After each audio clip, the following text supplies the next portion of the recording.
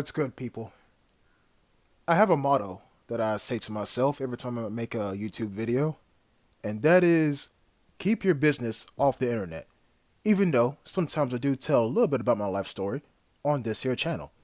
So if you're interested in hearing the behind the scenes of what goes on, and also watching me stream this here game, then go to that channel and hit the sub button. You'll be notified of when I go live Wednesday and the weekends. Now, with all that being said, I try to keep my personal life out of YouTube, and I try to keep YouTube out of my personal life. But I'm gonna go ahead and tell y'all this. I'm on my third video recording. Like, this is my third time sitting down on my bed and recording a Vigor video. Why am I doing this to myself? Honestly, I have no idea. And in case you're wondering, yes, my Xbox clips is at an almighty 88% full of encounters. There is no shootouts. And part of me is like, Jet, bruh, you know people don't watch shootouts, bruh. Go ahead and put an encounter at midnight and just see how well it does. Well, if I do that, then what's the point in playing shootouts anymore? You know what I'm saying? Because there are some people out there who actually watch my shootouts and are like, dog, I might control what he did to that one guy in one of my encounters. And then they actually win or come out on top because of, me watching my shootouts. You know what I'm saying? But I digress for a good minute and a half of this here video. We're on Forest. And we're on Forest with an L96. I said in the previous video that this map is underrated. And in the comment section of that video, one guy said, the map is fine. I just don't like sitting in queue for 2.5 minutes. Well, my dear person, you're sitting in queue for 2.5 minutes because no one plays this map. But the people who do play this map, they kind of hide in trees. If not, are very minimalistic about their movement.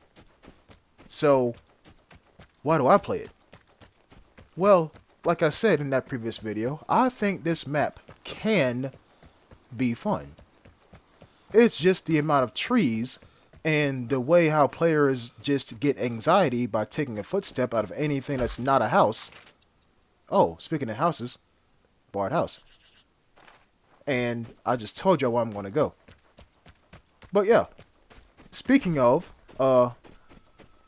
damn, the phone's ringing. And I'm saying to myself, should I grab it? No, I'm not going to. Instead, what I'm going to do is grab this to a comm station. Because this one has not been hit. The one that, the other one, the one that I didn't mark, had not been hit. And how do I know the one at the bottom of the map has been hit? Well, think about it.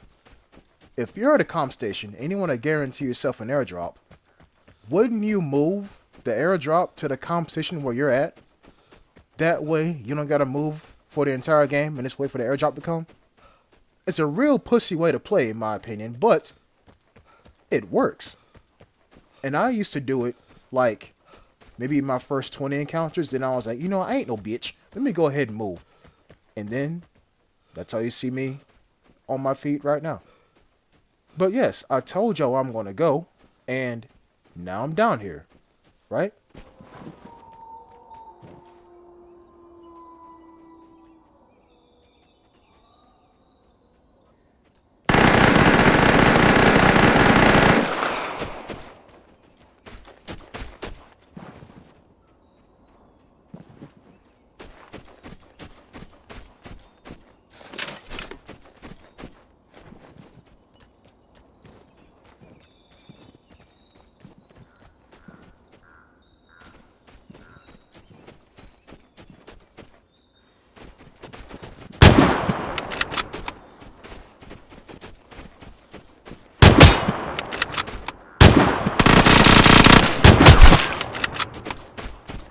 There are two words to describe what you just saw. Actually, no. Let me go ahead and give you the full foot-long sub from Subway. This guy, the guy with an MGV, 176. He had in headphones. Because how else was he going to know I was behind that exact rock? Power to you. But I hushed and I let the video play out at full volume because I wanted y'all to realize he was chasing somebody. And how much do you want to bet that somebody, or him, hit that competition I started at the beginning of the match? How much you want to bet? Now, where's the guy that he was chasing? The guy that he was chasing didn't shoot back. Therefore, he's probably in hiding.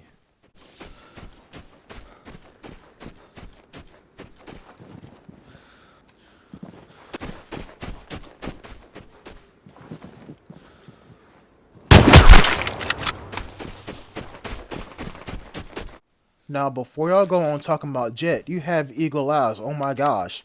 And the other part of the comment section gonna be like, bruh, there's no way this guy's legit. That's a decoy. Who fires an ADR on single? That's definitely a decoy. I'm going over there to investigate. But back to what you just saw. People, I try to explain things to a point where all you gotta do is go back and rewind the video and keep what I'm about to tell you in mind. So, I'm gonna do this. Go back in the video. And I mean right before I scope in. Right before I scope in, you can see that guy's foot. And you're like, bro, his foot? Really? Yes, his foot. Really. It's real easy to spot something that's out of place when their entire map is basically white. You know what I'm saying? Now, we come to this part of the video, where the container is being opened by someone with a rifle. And we just heard a decoy over here. So maybe that's the guy who planted a decoy.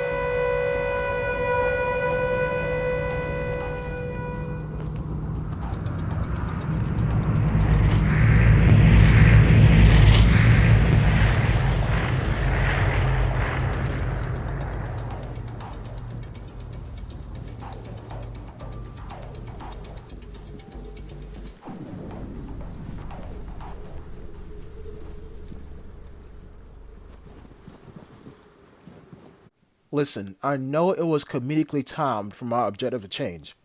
The raincoat was not a threat. You notice that I was looking at the guy on the ridgeline and not the guy running straight toward me. He had a gun. The raincoat didn't. And I knew he didn't because why else would he be on one knee in a tree praying for his life? And in case you're wondering, why did I melee him? No, it wasn't because of style points. Although it was pretty cool.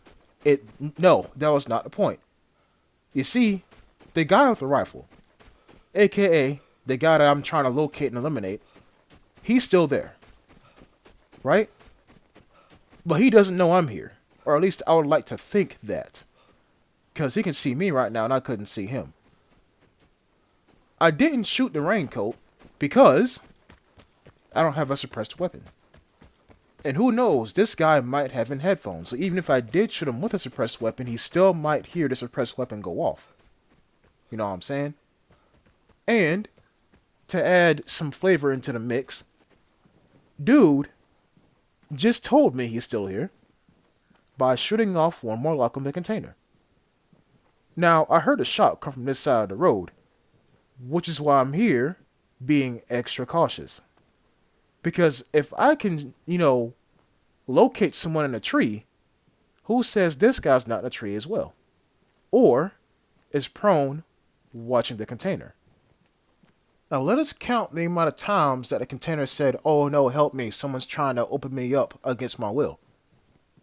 One time, when I was beneath the pier between the ketchup and mustard house. Another time, when I was behind the rock. That's 2 times. That's 2 locks. The container has 3 locks. Why isn't he shooting the 3rd one? Is he still here? People, 2 minutes go by. 120 seconds go by, and I made it to this point. And you just saw the container still locked. Where did he go? But then, as I'm running down this here pathway, it hits me. Maybe the reason why he was being so active with the container was to bait people out to go to the container so he can kill them. I'm not saying that's what he was doing. I'm saying that's what I think he was doing. Because 2 minutes went by and he shot off 2 locks. But he never fully opened the container. And as far as I know, he didn't know I was there.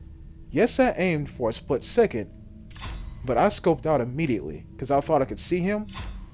But then I didn't see him, had to scope out because, glint. People, I was behind that rock and I was in that forest for a combined total of about 3 minutes and 30 seconds. Those 3 minutes and 30 seconds were probably some of the most anxiety-inducing seconds that I had in this short game. Because, yes, it's forest, yes, it's daytime, but you can hide in a tree. And that is why people don't like forest. And that's why I don't either. But hey, there's going to be trees on the map. It's a forest. Thanks for watching. I'll see you next time. Until then, peace.